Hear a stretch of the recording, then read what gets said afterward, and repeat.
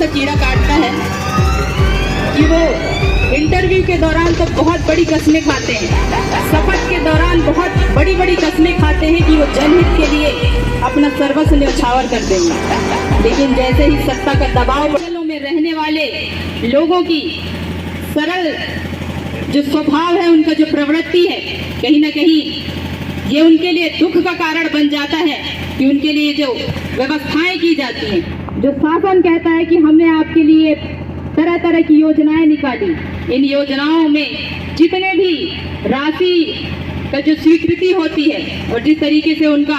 आवंटन होता है, शासन और प्रशासन मिलकर इसको कहाँ खर्च करते हैं, इसका रिकॉर्ड जो है, बिल वाउचर ये कहाँ से प्राप्त करते हैं और उसका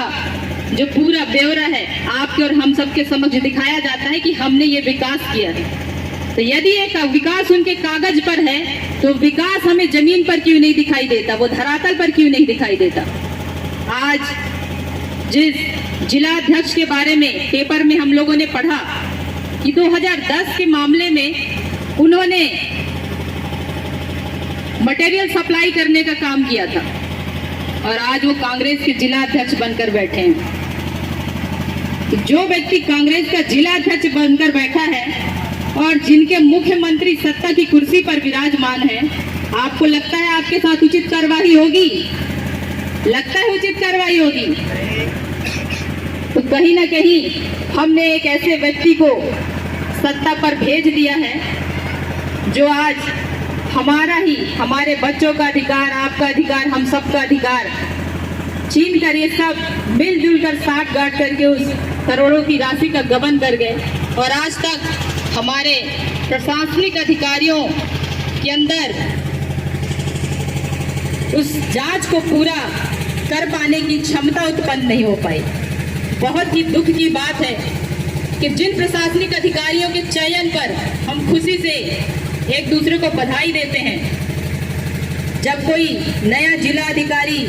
चाहे वो आईएएस हो, आईपीएस हो, जब हमारे जिले में आता है तो हम उम्मीद करते हैं कि एक नया अधिकारी आ रहा है, हमारी समस्याओं का समाधान करेगा। लेकिन पता नहीं जिला के अधिकारियों को ऐसा कौन सा कीड़ा काटता है कि वो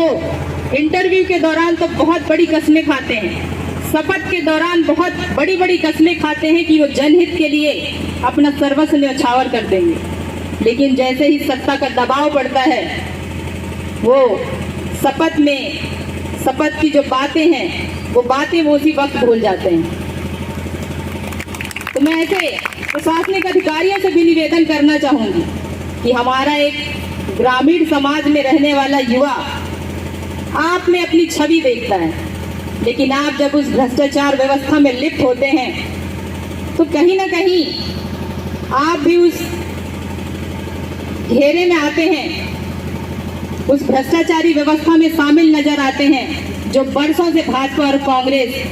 ग्रामीण अंचलों में रहने वाले लोगों के साथ अन्याय कर रहा है। तो मैं आपसे भी निवेदन करना चाहती हूँ कि जब कोई आईएएस हो, आईपीएस हो, एसडीएम हो, तहसीलदार हो, जब कोई भी नया पदाधिकारी किसी कार्यालय में पदस्थ होता है, उनका बस एक ही कहना होता है अपने बचाव में कि ये मामला हमारे लिए नया है,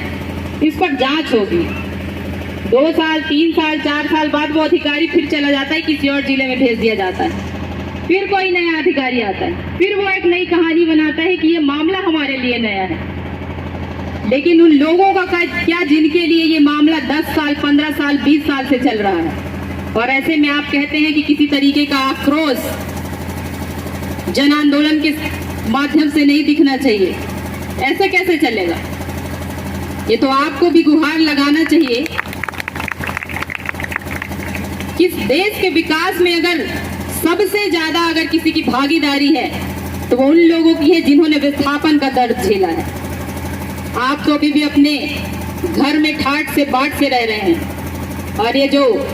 हमारा समाज है जो ग्रामीण अंचलों में आज भी रोड के लिए, सड़क के लिए, शिक्षा के लिए, अस्पताल के लिए भटक रहा है, बरसों से, कई पीढ़ी से जो उनके पुरखे उस जमीन पर खेती करते आए हैं, आज वो उन्हीं जमीनों पर अपनी पट्टे के लिए तरस रहा है। माननीय भूपेश बघेल जी ने जगह जगह बोर्ड लगाया कि हमने इतने लाख लोगों को वनाधिकार कानून के तहत पट्टा दिया, और हम लोग जब अनुमान लगा रहे थे तो उस जिले में उतनी संख्या ही नहीं है जितनी संख्या वो बता रहे हैं। जरूरत क्यों पड़ी? हम लोग अक्सर मंचों पर खड़े होते हैं और अपने वक्तव्य के माध्यम से गोंडवाना आंदोलन के बारे में, शासन और प्रशासन की कुव्यवस्थाओं के बारे में चर्चा करते हैं, और अक्सर हर व्यक्ति के मन में सवाल रहता है कि गोंडवाना समग्र विकास क्रांति आंदोलन और गोंडवाना गणतंत्र पार्टी आए दिन कोई न कोई जन आंदोलन, सामाजिक कार्यक्रम किसी भी माध्यम से अपनी बातों को रखने का प्रयास करते हैं, परंतु ऐसा क्या कारण है कि इस भूभाग के, इस गोंडवाना भूभाग के उन प्रत्येक व्यक्तियों के साथ शोषण और अत्याचार उसी गति से, तेजी से बढ़ रहा है? तो आज आंदोलन करने की आवश्यकता क्यों पड़ी? आज शासन भी परेशान है, प्रशासन भी परेशान है। प्रशासन कुछ इस तरह चिंता में है कि कहीं ये जो जन आंदोलन है कहीं किसी गलत दिशा में न चला जाए। मेरा सवाल है कि जो आज जो परेशान, जो बेबस, जो थके हुए उन ग्रामीण अंचलों में रहने वाले जो लोग हैं, जो मुश्किल से अपने 2 वक्त की रोटी कमाकर अपना जीवन यापन करने का प्रयास करते हैं, अपने बच्चों की शिक्षा दीक्षा बिना किसी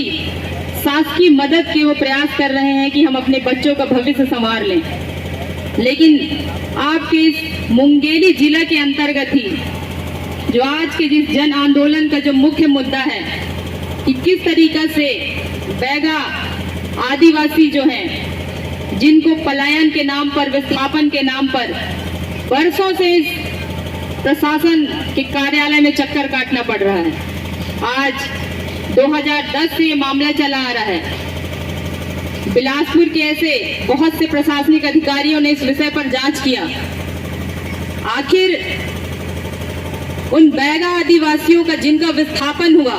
उनके नाम से जो राशि आवंटित की गई उनकी बेहतरी के लिए, उनके रहवास के लिए, प्रशासन क्यों नहीं चाहता कि उस पर किसी तरीके का जांच होना चाहिए, किसी तरह की छानबीन होनी चाहिए? तो कहीं ना कहीं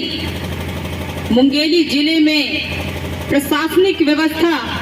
उस शासन में बैठे, उस कुर्सी में बैठे सत्ता के इशारे पर काम करती है। और मैं बहुत ही मजबूती से अपनी बात को रखते हुए ये कहना चाहूंगी कि जो जिला प्रशासन में जो बैठे अधिकारी हैं, चाहे वो पुलिस विभाग के हों, चाहे यहाँ के कलेक्टर महोदय हों, चाहे किसी भी बड़े पद पर बैठे हुए अधिकारी हों, मुझे लगता है आपकी जेब में इन गरीब और शोषित जो ग्रामीण अंचल में रहने वाले लोगों के द्वारा जो कर भुगतान किया जाता है, उसी से आपका वेतन चलता है, उसी से आपका घर, उसी से आपका परिवार, उसी से आपके बच्चों की शिक्षा दीक्षा बहुत अच्छे ढंग से चल रही है। तो अगर हम कहते हैं कि इस गोंडवाना भूभाग में 6742 जो जातियां हैं एक साथ निवास करती थी, तो आपकी और हमारी सुविधाओं में अंतर क्यों है? आपके घर के बच्चे बेहतर स्कूलों में पढ़ें, बेहतर शिक्षा ग्रहण करें, इस देश में, देश की अदालतों में सुप्रीम कोर्ट के जज बने, हाई कोर्ट के जज बने, डॉक्टर बने, शिक्षक बने, और हमारे बच्चे जो ग्रामीण अंचल में रहने वाले हैं, चाहे वो किसी भी जाति और किसी भी वर्ग के हों, क्या उन बच्चों का भविष्य सिर्फ यही है कि वह आए दिन धरना, आंदोलन और प्रदर्शन करें? तो जिस भ्रष्टाचार व्यवस्था की बात हम कांग्रेस और भाजपा की करते हैं कि इन दोनों ही पार्टियों के शासनकाल में जितना भ्रष्टाचार हुआ, तो उस भ्रष्टाचार को सह देने का काम यहाँ के प्रशासनिक अधिकारियों ने भी किया है। क्योंकि आपने अगर अपना काम अपनी ईमानदारी से किया होता तो 2010 का मामला आज हम इस मंच पर खड़े होकर नहीं बोल रहे होते। आप जिस तरीके से निवेदन करते हैं कि आंदोलन उग्र नहीं होना चाहिए, आप जिस तरीके से निवेदन करते हैं कि हमें आपका सहयोग चाहिए, आपको प्रशासन के समक्ष और आपके आला अधिकारी और जिनके इशारों पर आप काम करते हैं उनके समक्ष भी निवेदन करना चाहिए कि इन गरीब लोगों की भी सुनवाई होनी चाहिए यहाँ पर।